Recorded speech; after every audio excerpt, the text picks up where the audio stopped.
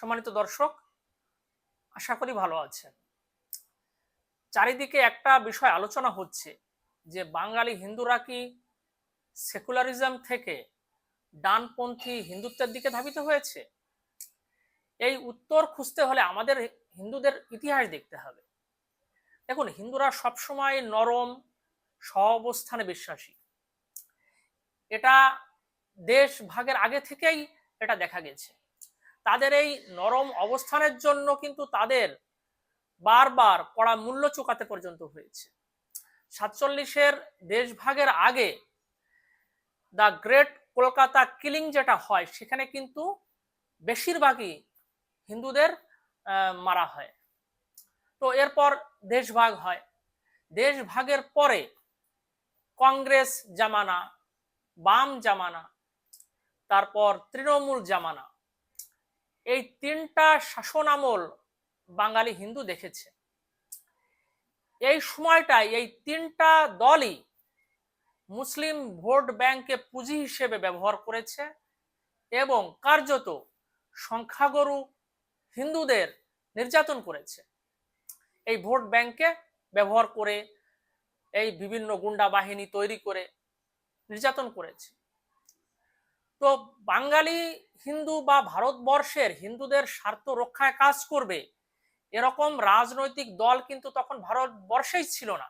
ভারতবর্ষের হিন্দুদের নিয়ে কাজ করে একমাত্র বিজেপি, যারা চায় যে হিন্দুস্থান হিন্দুদের জন্য বাসযোগ্য ভূমি থাকবে, এটা একটা হিন্দুস্থান হিসেবেই থাকবে। এখন 90-এর দশকে যখন বিজেপির উত্থান ঘটতে থাকে, তখন বিভিন্ন রাজ্যে বিজেপি আস্তে আস্তে নির্বাচনে ভালো ফল করা শুরু করে। তারা হিন্দু জনগণের ভিতর একটা মেসেজ পৌঁছে দিতে সক্ষম হয় যে হিন্দুদের অধিকার রক্ষা, হিন্দুস্থানকে টিকিয়ে রাখা, এর জন্যই বিজেপি কাজ করে। তো 90-এর দশকের শেষের দিকে বিজেপি নির্বাচনে খুব ভালো ফলাফল করতে থাকে বিভিন্ন রাজ্যে। তারপর ওই দশকের শেষের দিকে এবং 2000 সালের শুরুর দিকে জাতীয় নির্বাচনে এনডিএ গভর্নমেন্ট ফর্ম করে। অটল বিহারী বাজপেয়ী ভারতের প্রধানমন্ত্রী নির্বাচিত হন।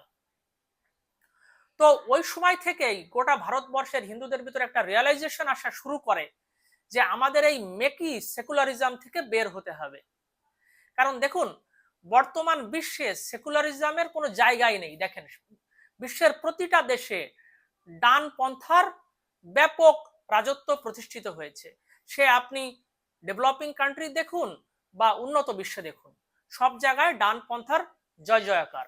এখানে আপনার নরম পন্থা মেকি সেকুলারিজম নিয়ে আপনি থাকবেন মানেই আপনার অবস্থা খারাপ হয়ে যাবে।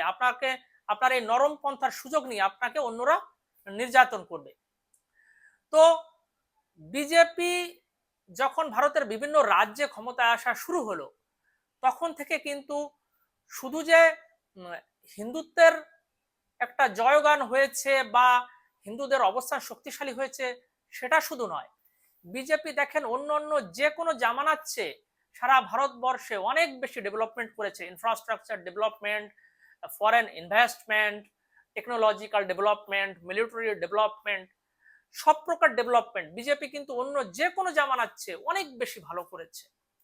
তো মানুষ দেখেছে যে বিজেপি সরকারের আমলে আমার উন্নয়ন হচ্ছে, আমার কর্মসংস্থান হচ্ছে, আমার ইনভেস্টমেন্ট হচ্ছে এবং তারা হিন্দুদের অধিকারকে সুরক্ষার জন্য অগ্রাধিকার ভিত্তিতে কাজ করছে। তাহলে মানুষ কেন তাদের ভোট দেবে না? দেখুন, ভারতের অন্য অন্য রাজ্যের মানুষ তো এটা আরো অনেক আগে বুঝতে পেরেছে। ভারতের 20টার বেশি রাজ্যে এখন বিজেপি ক্ষমতায়। অন্যান্য রাজ্যের মানুষজন সেটা 10 বছর, 15 বছর বা 20 বছর আগে বুঝতে পেরেছে। পশ্চিমবাংলার হিন্দুদের বুঝতে তো এটা 26 বছর বা 30 বছর লেগে গেল। তো শেষমেশ যে বাংলার মানুষ এটা বুঝতে পেরেছে যে আমার রাজ্যের ডেভেলপমেন্ট, আমার রাজ্যের কর্মসংস্থান, আমার রাজ্যে আমার হিন্দুদের অধিকার সুরক্ষা, এটার জন্য বিজেপির চেয়ে বেস্ট অপশন এই মুহূর্তে ভারতে নেই। এবং এটা বোঝার জন্যই দেখুন, হিন্দুরা তাদের ভোট কনসলিডেট করে একযোগে বিজেপিকে ভোট দিয়েছে এবং বিজেপি এখন বাংলার ক্ষমতায় আসতে পারছে। তো দর্শক, আজকে আলোচনা এই পর্যন্তই। সবাই ভালো থাকবেন, সবাইকে ধন্যবাদ।